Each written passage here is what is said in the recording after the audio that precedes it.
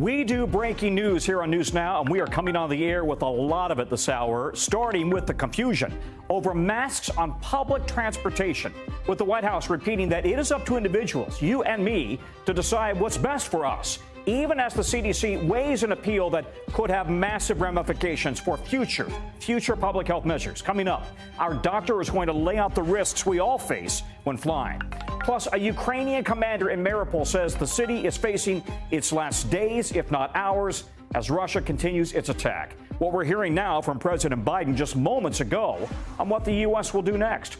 And Johnny Depp moments ago leaving the courtroom after being cross-examined in day 2 of his testimony. He says his former wife instigated the fights to satisfy a need for conflict. We're going to break it all down, what's at stake and what this trial could mean for domestic abuse survivors. Also tonight, Florida Republicans taking another step towards revoking that special protection for Disney because Disney opposes the state's so-called Don't Say Gay law, the latest in the battle over the happiest place on earth. And later in the show, tennis fans won't get to see some of the world's best players at Wimbledon this year with a new ban on Russian and Belarusian stars. We'll get reaction from a former player on what some are calling discrimination. Hi, everybody. I'm Tom Costello, in for Hallie Jackson tonight. The question many are still asking is this: why is the CDC taking so long to decide whether to push for another mask mandate after its original order was struck down by a Florida judge? The White House press secretary today, in lockstep with President Biden, saying right now it's up to you. People are not legally bound to wear masks, so it is a point in time where it is up to people. It is their choice. The ball is in the CDC's court while it evaluates the latest data on the new COVID variant. So to be clear, it's still recommending that everyone wears a mask while traveling, but the Justice Department says it will back the CDC if it wants to appeal the judge's order that struck down the national mask order on planes, trains, and buses. In a statement today, Justice saying it continues to believe that the order requiring masking on transportation falls under the CDC's authority to protect the public health. A federal judge, a federal government official tells me, actually, the CDC is going to continue evaluating the latest COVID data before it tells Justice what to do, which means, for now, the mask requirement is very much dead. NBC's Pete Williams covers the Justice Department, and he's here to help sort it all out. You and I have been talking about this, and it's confusing because on the one hand, the CDC would like its order to go through, and it needs to try to essentially protect the precedent. It doesn't want this judge's order to be the precedent, which in the future kills public health orders. Right. So two very different interests. I think as a practical matter, the current mask mandate or anything like it is a dead letter. That's just not going to be revised. The Justice Department could have, in the minutes and hours after the judge ruled on this on Tampa on Monday, immediately have gone to the Court of Appeals to seek a stay. It didn't do that. So the only option the government has now is to appeal the judge's ruling. It has 60 days to decide whether to appeal. And once it gets to the Court of Appeals, you're probably looking at another year before the Court of Appeals decides it. So this process of appeal is not going to bring the current mask mandate back. That is a dead letter. As you say, the point of appeal would be to try to erase this to be used as any kind of limit on the CDC's future authority. And let's be clear, if it's not this pandemic, it could be another one. Sure, or some other public health emergency that doesn't require the CDC to require everybody to wear masks, but maybe says everybody has to do something else to stop the spread of some disease. Could the CDC do that? That's what they're concerned about here. So to be clear, the Biden administration, if it does, in fact, through the DOJ, pursue the appeal, yes, it would be acting not only in its own interest, but also future administrations and their CDCs. Totally in the future. It's all about whether to leave this judge's ruling on the books. Now, you know, this judge's ruling has very limited precedential effects. It's one judge in Tampa That judge's opinion doesn't even bind any of the other federal judges in Florida, much less any judge anywhere else in the country. But it is a judge saying this about the CDC, and it could cause some concern in the future about whether the CDC can use authority like this. So the government has to decide whether to appeal. The risk of this, Tom, of course, is that they appeal to the 11th Circuit and lose there. It's a conservative appeals court. Yeah, and then you don't just have a single district court judge. Now you have an appeals court ruling. And, you know, so I frankly would be kind of surprised if they do appeal. What a mess. As much as they hate this rule. All right. Pete, thank you. Pete Williams. Let's bring in now Dr. John Torres, because there are several questions we want to get to just on a public health front. So, Dr. Torres, we've got people celebrating. Others are concerned. Here's what some had to say about this today. It's a lot of unexplained things going on. It's like 1 minute wear them, 1 minute don't wear them. So, hey, I'm keeping mine on. I've been waiting for the mask to come off because I think it's a little bit of a hassle when it's on your face all the time and stuff, and it's annoying. I think it's a little bit premature. We're seeing cases rising in areas that have been mask-free for quite some time. Okay, so, John, what if you are one of those who has to ride public transportation, but among the 3% of Americans who are immunocompromised, or they still want to feel protected? Is it sufficient just to make just to mask up yourself? And, Tom, it actually depends, but it's the best you can do right now. And because of what's happening out there, you want to make sure that you have a KN95 or an N95 that's very well fitting. But remember, if you're on an airplane, the ventilation systems are very good. If you're within a couple rows, that's where it all stays, in that area. So if you're outside of that area, not a big problem if somebody in the middle of it's sick. But if somebody's sitting next to you and they're sick, visibly sick, then obviously you're going to be more concerned. You can put a mask on. But if they're sitting next to you, they're asymptomatic, they could theoretically still spread it to you. So you want to be careful there. And this doesn't take into consideration buses and trains where the ventilation systems aren't as good. And you're talking, instead of a few rows, a whole car you have to worry about in that case. And so the best advice, and this is the best you can do right now for somebody who's immunocompromised, those under the age of 5 that can wear, so that's mostly 2 to 5-year-olds, those above the age of 65, just make sure you wear a well-fitting N95 or KN95. It gives you good protection, not absolute protection, but good protection. That's the best you can do right now, Tom. Okay, we have this subvariant right now, with cases rising more than 22% over the past 2 weeks, with more than 41,000 new cases a day. So what should people know about this new subvariant? How much more or less transmissible is it?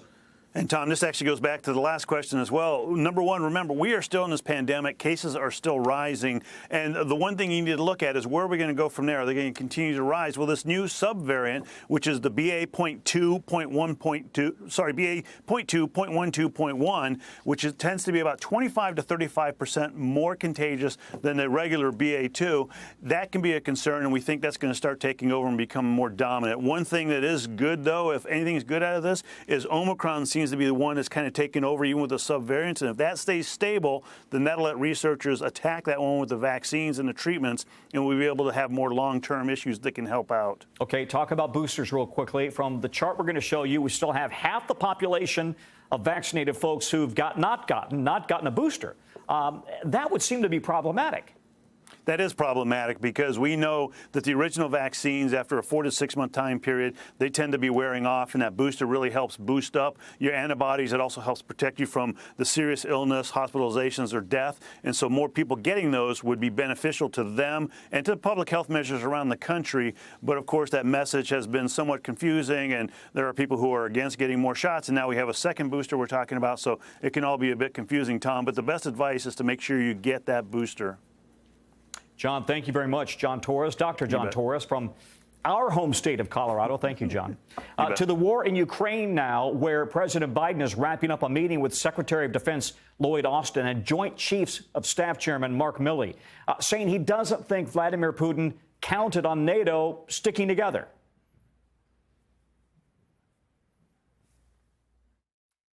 Weapons and ammunition are flowing in daily, and we're seeing just how vital our alliances and partnerships are around the world. Our allies are stepping up, amplifying the impact of our response, and NATO is united, focused, and energized as it's ever been. And Volodymyr Zelensky is pleading for help. The Ukrainian president saying the situation is, quote, extremely severe in Mariupol right now. Video from Russian state media shows a drone over the steel factory in the city where Ukrainian troops are essentially buying time as city officials try to evacuate thousands of people on buses. Ukrainian officials also say the Russians have made that very difficult. And according to Ukraine's commander in Mariupol, time may have already run out. Це наше звернення до світу. Це може бути нашим останнім зверненням. В нас, можливо, залишились лічні дні або години. Alia Rusi is in Lviv, Ukraine for us.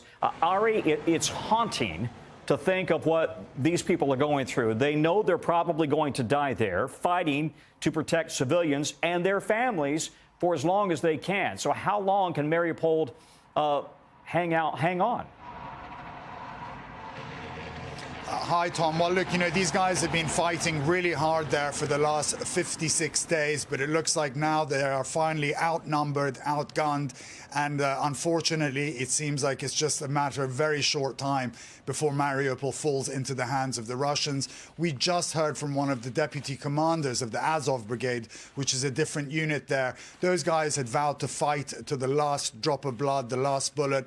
They're even saying if a third party can broker a deal to get us, to get our family out of here, they'll take it because they know the odds are just so heavily stacked against them, and they want to be able to try and live to fight another day. So it is only a matter of short time that it looks like Mariupol will be in Russian hands. So talk us through their mindset then. Why are they going to fight to the death? Why have they not taken the Russians up on the offer to get out, whether or not you can trust the Russians? Why are they decided to fight to the death? Is it to give family members and friends more time elsewhere in the country, to buy them time before the Russians come? Well, one of the reasons is that they want to get their own family, the besieged people in Mariupol, and they've been saying up until today they'll fight to the death. But now, even though they are still fighting there now, they're looking at some way to get themselves and the besieged people out of that town because they know that they've totally lost hope in keeping that place. The Russians have thrown everything they have at taking Mariupol. It's going to be a huge victory for Vladimir Putin, which he hasn't had in this war. And leading up to the 9th of May, which is Victory Day in Russia, where they celebrate the Nazi defeat in 1945, this is something that they can really sell to their domestic audience in Russia, that, look, we are gaining momentum here. We're reaching our objectives in Ukraine. All right. Ari, thank you very much. Really appreciate it. Stay safe there in Ukraine. Ari Arusi. Cross-examination just now getting started before we came on the air in the defamation trial between Johnny Depp and his ex-wife, Amber Heard. It'll pick up again tomorrow morning. Earlier, we got a peek at how Depp characterizes their past fights back when they were married. Depp saying his ex showed, quote, pure hatred for him. His lawyers played recordings of one of their fights for the jury. Just take a listen. You're fine. I did not hurt you. I did not punch you. I was hitting you. How are you talking? What am I supposed to do? Do this? I'm not sitting here about it, am I? You are. That's the difference between me and you. You're a baby. Because you started. You are such a baby. Grow the up, Johnny. What was displayed on the audio recordings, that was a sound that I had gotten very used to.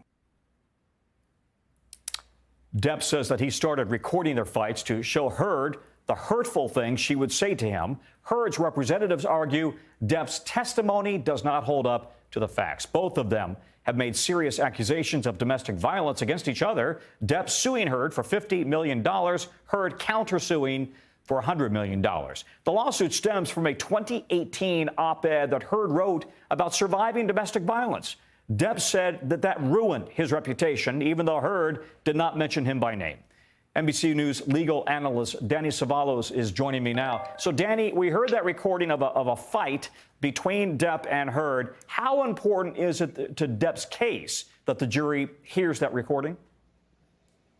This is the kind of thing you see pretty commonly in trials now, is really crystal clear recordings. They're not grainy. You're going to see text messages, I imagine, other forms of communication, and that really brings home what was going on between this couple, this married couple, at the time. And I think there's a risk from both sides that the jury might just find neither of them credible and essentially say, as you see a lot of times, judges will tell you, they see this in divorce cases, that juries say, you know what, these two can just have each other. Yeah, you know, it does seem like just a typical fight, at least what we heard, between spouses. We've talked about how high profile this case is, with two big celebrities and their reputations at stake. But there's also implications here for domestic abuse survivors nationwide. So what would a decision in this case mean for those people? It's hard to say whether this case really has far-reaching implications for survivors of domestic abuse or even the Me Too movement, because what we're dealing with here is just such a unique couple in the sense that, you know, both have evidence now on the record of, you know, fights that you just might not see in other cases. But at the same time, this is a rare opportunity where a woman has brought allegations against a man in considerable power that he has actually taken the stand and denied those. So we're seeing it actually go through the legal process and be tested under the crucible of cross-examination. Okay, and over the course of the testimony, we've also heard Depp characterize her as somebody who is aggressive and wants to start a conflict. So let's listen to some of that. She has a need for conflict. She has a need for violence. It erupts out of nowhere. It wasn't my girl. It was, she had become my opponent. Yeah, Danny, Depp's team has the burden now of proving defamation. How are they doing so far? Can you tell? It's hard to say. It all hinges on whether or not Johnny Depp is found credible. In watching this case, you know, he could probably answer questions a lot shorter if I were advising him. I have no doubt his attorneys have been giving him this advice. Answer yes or no and move on. You're expounding, you're saying things like, I would never do something bad like that, or why would I do something bad like that? By the way, look for anyone who answers a question, did you hit her, with, why would I? Well, she's saying you did, so why would you is the question. Little things like that make Johnny Depp just a little bit less credible so far. But look, once Amber Heard takes a stand, it's possible she may be not very credible either. And if both sides are not credible, then Johnny Depp, who has the burden here, although not beyond a reasonable doubt, just a preponderance of the evidence, he might not meet his burden if the jury finds neither of them credible, 0%.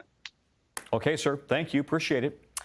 If you or somebody you know is struggling with domestic violence, there is help available online at thehotline.com or over the phone using the number on your screen right now. Again, the hotline.org, not .com. Florida lawmakers are moving fast to strip Disney of its special status in the state. Senators and the Republican-controlled chamber backed the measure to essentially strip the company's self-governing power in a 23-16 vote. It now heads for a vote in the State House before going to the desk of Governor Ron DeSantis. Governor DeSantis called for lawmakers to consider stripping Disney of its self-governing power in a surprise announcement on Tuesday. Now, the move by DeSantis came after Disney leaders criticized legislation that critics dubbed the Don't Say Gay bill. It prevents classroom discussion of gender identity and sexual orientation in kindergarten through the 3rd grade. Kerry Sanders is back with us tonight to talk about this. Kerry, the State House is controlled by Republicans, so this sounds like a done deal. And has Disney said anything at all so far? Disney has not made any public comments, but we should note, of course, that they have 30-plus lobbyists in Tallahassee who are probably working very furiously right now. As you noted, the Senate today in the State House did pass this on a 24 yeas to 15 nays, unanimous turning down by the Democrats, but it is controlled by the Republicans. And that's the same thing in the House. The House is 78 Republicans, 42 Democrats. So in all likelihood, this will pass maybe as early as tomorrow, and then ultimately it would require the signature from the governor to then become law, stripping away that autonomy that Disney World gets. It's unique. They're the only ones who have it. It dates back to 1967, and it's really, historians say, the reason that Disney World was able to build what they were able to build. They have their own self-governing system there on 40 square miles, about twice the size of Manhattan when you just consider how big that area is. But the Democrats say that they don't like the idea of this. One of the reasons about taking away that authority is then the debt gets transferred over to those who live in the two counties of Osceola County and Orange County. And it's estimated right now that the debt that would transfer over would work out to more than $2,000 per resident in Orange County and Osceola County. So it comes with a very hefty bill. The Democrats are upset because they say not only did this get pushed through rather hastily, but this decision to work towards removing their authority is really removed from Disney's support of trying to repeal the Don't Say Gay bill. That's what critics call the bill, or what is now the law, because the governor has signed it. And so if you want to listen to what the Democrats are saying, those, including one who is in the House who will be up for a vote as early as tomorrow, this is what she had to say. It's clear to me that Governor DeSantis is more committed to bullying individuals and companies into submission than actually taking in collaborative feedback and allowing for there to be alternative perspectives and freedom of speech. It is remarkable to see any governor, including Governor Ron DeSantis, taking on the mouse. I mean, Disney is the power in this state. It is the largest single-site employer in the state, responsible for billions of dollars in revenue. But the governor, not backing down. Yeah. But, Carrie, I got to say, going to Disney World with the kids over the years, it's always surprised me that Disney has this special status, its own government, police, fire departments, etc. And I wonder, for example, as it relates to a police matter, how can a corporate police department investigate something that happens on corporate property? I think, but there may be bipartisan concern about the special status Disney has. So let's talk about, first of all, about investigating and police. Actually, they are security on Disney. In fact, the framers of this, way back in the late 60s, they knew what they were doing. The authority for police functions is actually subcontracted over to the Orange County Sheriff's Department. So they are the authority, and they deal with that. The Reedy Creek Improvement District, I mean, I'm getting a little deep here, but the little area that Disney has of their own self-government is called the Reedy Creek Improvement District. And it got that name because, you know, back then it was swampland and a lot of dirt and needed to be pushed around to be turned into what it was. So it truly was an improvement district. But there was never going to be a sunset on it, and so that's why the governor has brought it forward to today and now challenging, yeah, you know what, they're the only ones who have this. Should they have it? But it's important to note that really this is a political move because no other businesses have either publicly or privately been pushing legislators to say, hey, why does Disney have this special status? Maybe we should have it too. They're not the only theme park in the state, obviously. Yeah. Hey, Carrie, thanks, buddy. Appreciate your time, and thanks for the clarification.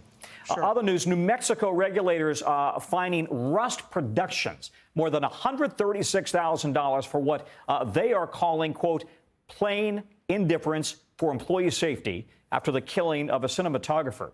You may recall it was HALYNA Hutchins with a gun held by Alec Baldwin on set.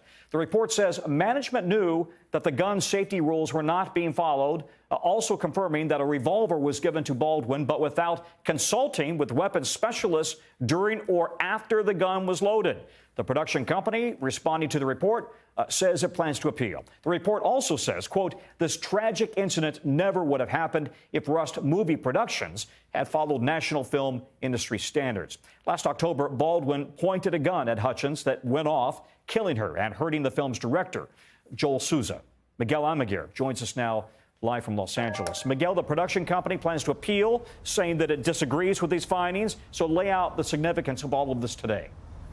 So, Tom, the report and the investigation was conducted by New Mexico State's version of OSHA. They looked at all the missteps on set and what safety regulators say was not followed. The group only has the power to fine the employer or the production company in this case. They can't hold one person responsible. Their job is to simply find out if the company is liable for what went wrong. Because of the, quote, indifference to employee safety, Rust Management was then given the maximum fine of more than $136,000. But as you mentioned, the management team says the disagreement with they disagree with those findings, and they do plan to appeal, Tom. All right, so the agency went through hundreds of pages of documents, reviewed over a dozen people, I believe, interviewed them, I should say. But there's also this criminal investigation, which is still ongoing. So how might the findings of this report impact that criminal investigation?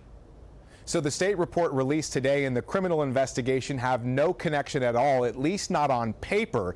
This investigation was simply about whether the company involved violated safety standards, which seems obvious since there was a loss of life here. But you can be certain that the sheriff's office and multiple people who filed civil lawsuits are carefully reading this report. It lays out what mistakes were made and if those people who could be responsible for them could potentially be prosecuted down the line. All right. Well, that sets up my last question then. So what will this mean for Hutchins' family? Well, so Hutchins' family has filed a civil lawsuit. Lawyers tell us they would essentially add this report to their lawsuit. It would give them the powerful investigation to cite as they move forward seeking those civil claims. Hardest working guy in L.A., Miguel Almaguer. Thank you very much, buddy. Coming up, an Ohio doctor acquitted of murder, acquitted after being accused of killing patients with high doses of fentanyl. More on the verdict ahead. Rapper ASAP Rocky detained at LAX over a shooting that happened last year. We've got more details coming up after the break.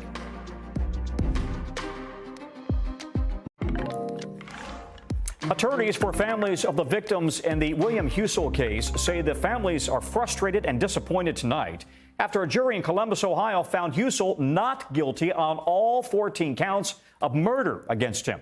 HUSEL was accused of speeding up the deaths of 14 critically ill patients from 2015 to 2018 by ordering what prosecutors said was 10 times the amount of fentanyl for end-of-life comfort care than what experts consider to be normal.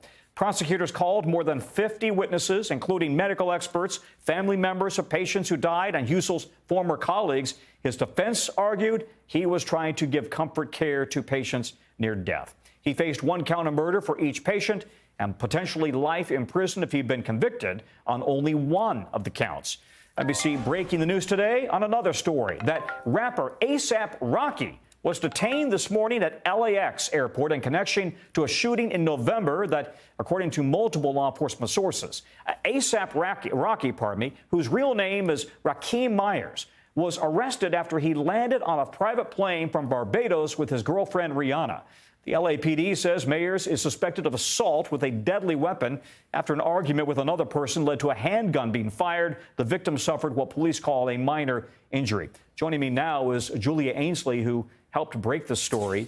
So walk us through this if you could. What do we know about what led to the arrest? Well, it's interesting, Tom. Actually, before today, we didn't even know about this shooting. All these details are coming out today. The LAPD interviewed a victim November 8th who said that he ran into Rocky on the street. Rocky made threats against him, fired 3 to 4 shots. It grazed his hand. And since then, they've been compiling an investigation as he was a key suspect, and he left to go to Barbados. They've essentially been waiting for him to come back from this vacation.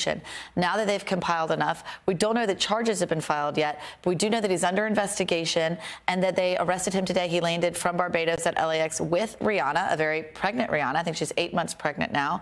And he apparently cooperated very easily and was taken into custody. And from there, they went to look at his house. Okay, so do we know what happens next, assuming that he's going to have a court appearance soon? Yeah, that's right. We're expecting charges next and then an arraignment hearing. And then we hope to get more details of exactly what led to this. Why did he have this altercation on the street? The way the victim describes it, it wasn't provoked. And that ASAP Rocky really just pinpointed, targeted him. But we don't know who that victim is yet and exactly what happened that night. There also seems to be, Tom, a getaway car. We understand that at 10:30 that night of November 6th in downtown L.A., the LAPD were trying to follow Rocky's BMW, and he got away. So that could be part of this. We expect more of those details to come out in court, though. Julie Ainsley, thank you very much. On a new beat for yourself, right? Very the much new so. beat. Okay. It surprised me today. Thanks very much. Let's get you over to the 5 things that our team thinks you should know about tonight. Number 1, a British judge formally approved the extradition of Julian Assange to the U.S. The WikiLeaks founder faces 17 charges of espionage and has fought for years to avoid a trial in the U.S. Case now goes to the UK government for a final decision. Number 2, Shanghai let 4 million people out of their homes today in an attempt to ease COVID restrictions. An official said parts of that city have the virus under control now for the first time since entering lockdown. Listen to this. 3 weeks ago, Chinese leaders have promised to reduce the human and economic cost of the lockdown. Number 3, an Arizona wildfire nearly doubled in size today, tearing through buildings and forcing the evacuation of more than 700 homes. The tunnel fire has burned more than 16,000 acres so far. Authorities say the flames are rapidly moving, hard to contain because of the strong winds. Number 4, a wildflower in Ecuador has been rediscovered decades after it was thought to be extinct. The neon orange flower was found by botanists in one of the country's rainforests. Scientists originally thought the plant was wiped out by plantations, but say finding it again gives them hope to preserve it. And here's number 5. Tennis star Maria Sharapova will soon have a new title, Mom. 5-time Grand Slam champion announcing on social media that she's pregnant with her first child.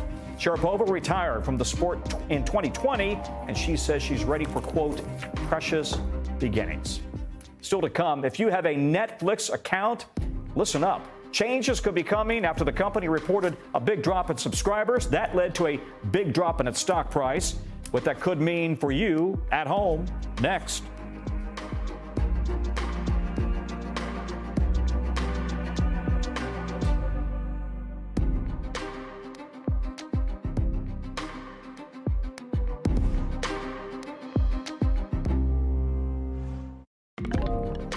Well, it could be one of the largest cash settlements with the Catholic Church in the U.S. We'll tell you how much of a New Jersey diocese has agreed to pay alleged victims later coming up in the local. Netflix shares today dropped more than 35%, wiping out $50 billion in market value. It comes after the company's earnings report showed that Netflix lost 200,000 subscribers in the first quarter of the year, with even more expected in the current quarter. So the streamer might be making some major changes in the near future, like cracking down on something like 100 million households that don't pay because they're using somebody else's passwords. Don't listen to this, kids. Possibly adding a lower-priced ad-supported version and less spending on content. Like a lot of businesses, they were hit by the pandemic, right? People were all about it when lockdowns kept everybody at home, sending the company's share price to record highs. But easing COVID restrictions and competition from Peacock and Hulu and HBO Max and others, all of that coming with a whole new set of challenges. Emily Ikeda joins me now. Emily, you know, people really are back at work, right? They've left the house, they're not there all the time, and people are cutting the cable. Yeah, and we're seeing that effect really in the numbers for Netflix. Netflix, for the first time in more than a decade, seeing a loss in subscriptions, and they anticipate they could see the number increase to closer to 2 million for this period. And such a stark change in numbers has prompted the company to really take a step back and say, okay, we need to look at what changes can be made. One change that you have brought up that is really a particular note is the fact that they're looking at a lower priced plan with ads. That's something that Netflix has for years been staunchly against, but now with the competition really succeeding and also incorporating ads, Netflix is acknowledging, okay, this is something that we might have to also mirror and introduce to our streaming platform, Tom. Yeah, so let's get back to this number now. 100 million households sharing passwords right now, and they want people to pay. You know, it seems to me it's one thing if you want to use your same Netflix account at home, and then you have a vacation home, for example. You want to use that at your vacation home. And listen, I'm going to just admit it. I, like a lot of parents out there, let their kids who have their own apartment use our Netflix account. So do we know anything about how they might go about enforcing this? Might they cut me and the kids off from sharing that one account? Yeah, I think Netflix has been aware this has been a thing that has been happening, and they actually have said that they've been considering cracking down on the sharing of passwords for years now, but considering its success in the past 2 years, it really wasn't a top priority. Well, now things have certainly changed, and so they're looking at, okay, how can we make money off of people sharing passwords? Right now, Netflix is actually running a trial in several Latin American countries where essentially when one household shares its password with another household, it asks them to pay just a discounted price, but a slight upcharge of something like $3. And so that is one consideration. Are they going to expand that trial across the globe? But its global strategy is still not definitive, though it does say we could see changes as early as next year. Yeah, I've got family living in Belgium, and they also watch Netflix as well. People have so much choice right now when it comes to streaming. So what kind of ripple effect could we be talking about here with Netflix, especially for other streaming services that we all use? Yeah, well, Netflix has for a long time been the front runner in this streaming race, boasting, as you mentioned, 220 million subscribers. And so it's largely been regarded as a bellwether for the streaming industry. But now with Netflix facing these obstacles and its stock really plummeting, we're also seeing other media giant stock impacted today. And so really experts are saying this is a sign that streaming has limits. Tom? Yeah. I guess it does. Thank you. Too much of a good thing, right? Thank you very much. I'm Alia Keita. Breaking at this hour, smoke billowing into the air in New Jersey due to a huge fire involving New Jersey transit buses. Look at that. This is just coming in. At least 6 of the 7 buses could be seen up in flames in North Bergen, which is just across the Hudson River from Manhattan just a short time ago. Police say no one has been hurt in the fire, but they do expect big traffic delays in the area during this evening's rush hour as they work to put it all out. I used to be in that rush hour. It can be a mess. Still ahead, tennis players from Russia and Belarus will not be allowed to play at Wimbledon this year. It's all about the war in Ukraine, how athletes are reacting, and what this means for the tournament. And more changes brewing, get this, at Starbucks, after stores in Virginia vote to unionize. That's coming up in the local.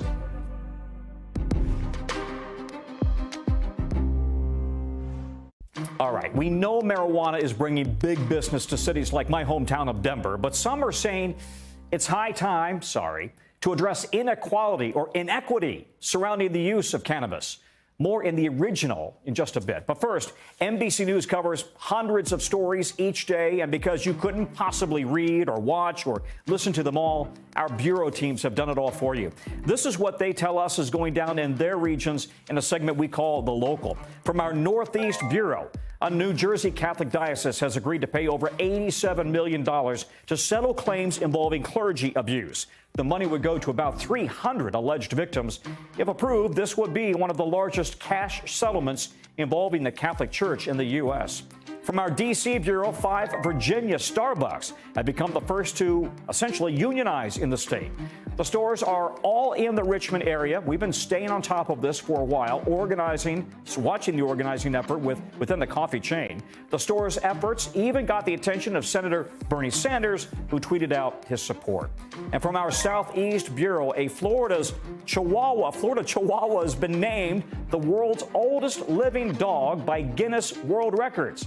Toby Keith is the name, 21 years old, living in Palm Beach County. And to celebrate the news, Toby Keith was treated to a bath, a nail trim, and a car ride. It's good to be a dog.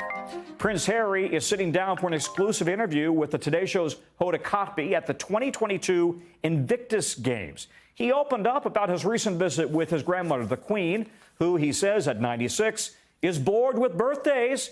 He also says he's gotten very comfortable living in the U.S. after breaking off his royal duties 2 years ago. Home for me now is for the time being, it's in the States. And it feels that way as well. Your grandmother's going to be 96. Yeah. What's the best thing about her? It's her sense of humor. I think after a certain age, you get bored of birthdays. You do? You think she's bored of her 96? She won't be bored of the Jubilee, will she?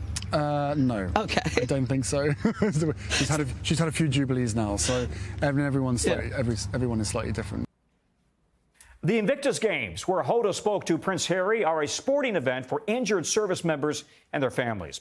Speaking of the UK, today more consequences for Moscow because of its war with Ukraine, because the All England club is banning all players from Russia and Belarus from Wimbledon. In a statement, the club said that given the profile of the championships, it's their responsibility to play a part in the efforts of the UK government to, quote, limit Russia's global influence through the strongest means possible. And that means tennis fans are going to miss out on 5 top 20 players. And that includes Russia's Daniil Medvedev, the #2 men's player and U.S. Open champion, and Belarus's Victoria Azarenka, the former world women's #1 and a 2-time Australian Open champ. I want to bring in former player and coach Brad Gilbert. He's currently a tennis analyst for ESPN. Brad, can we start with your reaction to this decision by the New England club? Do you think it's the right move? Is it fair to the players? Well, I mean, I was a bit surprised by it, Tom. Obviously, the club is a private club. This is not from the government. This is from the club. And go way back to 1973 when Wimbledon did not allow Niki Pilic, who was from then Yugoslavia, to play the tournament because he did not sign up to play for Davis Cup. That's when all of the young ATP players, which had just been formed, the Association of Tennis Professionals, boycotted Wimbledon. About 90 of the top 100 didn't play. The event went on. And also at World Championships in badminton, the Russian team was not allowed to play. That's a team. In tennis, you're like an individual contractor. So it's a little bit disappointing that the players will not be allowed to play. The Belarusians will not be allowed to play, but the event will go on. It'll be interesting to see how the fellow players, men's and women's, will react to this situation with the Russian and Belarusians not being allowed to play. Okay, to that point, the Women's Tennis Association is slamming the move, saying that even though they condemn the war, individual athletes should not be penalized or prevented from competing because of where they're from or the decisions made by their governments, calling it discrimination. And plenty of Russian athletes have gotten questions, like in the U.S. with NHL players. So explain for our viewers, it's not like these players would be competing for Russia. As you mentioned, they are individuals. Well, first of all, it's a deplorable situation, what's happening with the war. But right now with the ATP and the WTA, when you see number 2 in the world, Daniil Medvedev, you don't see Russia, you see no country. Same with Rublev. When Rublev signed a lens in Dubai, when he won the tournament, he wrote a message about peace. So all the players right now playing for Russia and Belarus in tournaments around the world have no country by their name. So this is, a strong stance that Wimbledon is taking and saying, you know what? We are not allowing these players to play. It's not their fault, but it's their country's fault. So yeah, but let me play devil's advocate with you here, because if we are, in fact, as some have suggested, oh so close to conflict with Russia, if NATO is involved, if the EU is involved, the entire world is trying to tell Russia this is inexcusable and will not be tolerated, ratcheting up pressure in every possible venue, it seems to me, is the only option that the rest of the world has right now. Well, that was always the possibility, Tom, and maybe this is in somewhat is the beginning of it. Obviously, we're seeing some of the billionaires, in Europe, in England, have, some tariffs put against them, boats taken away. But this is the first, take against athletes, individual athletes or individual contractors in this situation. Will this then affect other sports as well? Olympic sports, team sports. There's many prominent Russian soccer players. So where would this go to the next level? But I like to think that athletes, they're in a different category. But I guess, unfortunately, everything is fair game at the moment. Yeah. Brad Gilbert, thank you. Always great to hear your thoughts. Thank you, sir. Have a good night, buddy. All right, you too, man. After the break, a new marijuana license in Denver is sparking up business opportunities and some serious change. We're going to explain it in tonight's Original. That's next.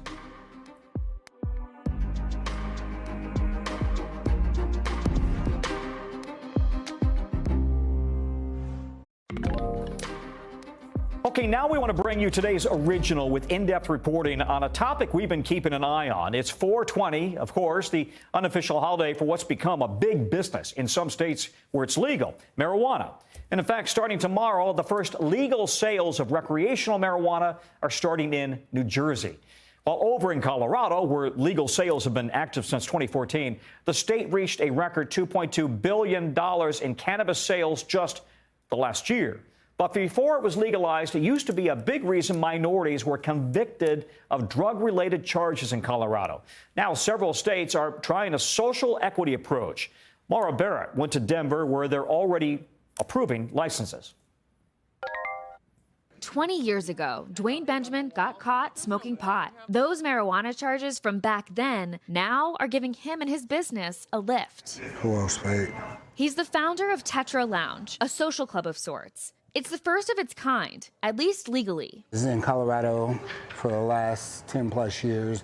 You've been able to purchase marijuana as a visitor, as a tourist, and there's never been a safe place or legal space for you to consume cannabis. A new Denver business license lets customers actually light up and smoke on site, sparking new opportunity in this big industry. But this license came with a catch. The social equity license gives people with opportunity that have been affected by the war on drugs and been pretty much shut out of the industry for so many years, the opportunity to build. In an effort to right the wrongs of the past, for the first 5 years, the city of Denver is only accepting applicants whose families have faced marijuana-related convictions or who live in low-income neighborhoods.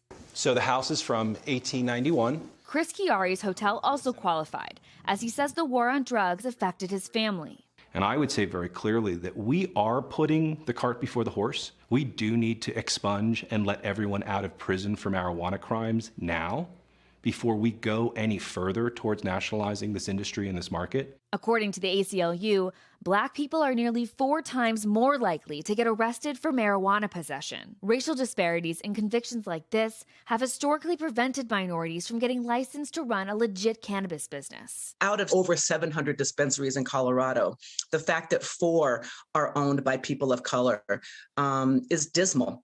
Social equity was put into place to be able to balance the idea that we have 1,667 white owners, and at the time, maybe 10 Black owners, maybe 15 Latino owners. Benjamin predicts he'll make at least $600,000 this year, while Chiari plans to increase his daily rate at the hotel by 40%, all because of this new license. This being a social equity push, you see this as a good first step? I do. I think it's not a good first step. I think it's necessary to really rectify some of the things that the war on drugs caused. Tom, 75% of Colorado's cannabis business owners are white, and they're not the only state trying to strike a balance here. Arizona, Illinois have similar initiatives, but there are some roadblocks like zoning issues, and some critics are really worried about white business owners applying with peripheral connections to the war on drugs and overshadowing applicants of color. And so while it's still really early to tell about how this is going to shake out, cities and states pushing social equity are going to have to be really intentional about how they're doing it. Tom. All right, Maura, thank you very much. Maura Barrett, we appreciate all your reporting. That's a wrap for this hour. We'll have more for you here tomorrow, same time, same place. Our coverage picks up right now.